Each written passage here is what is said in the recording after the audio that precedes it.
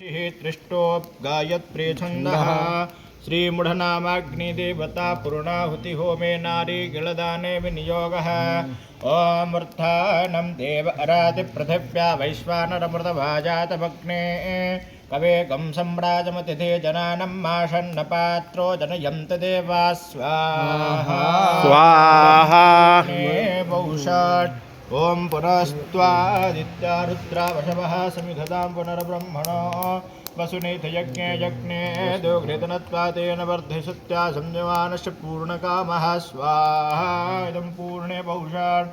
ओं पूर्णोर्दपे परापता सुपर्णोपनरापदवस्ने भविक्रणवः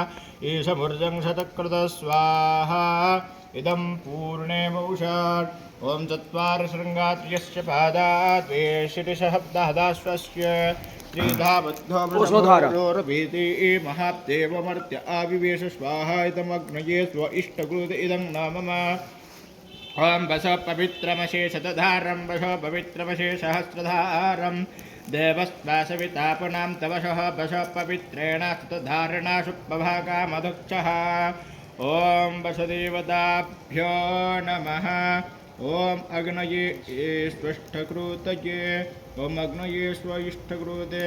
ॐ अग्नये स्विष्ठकृते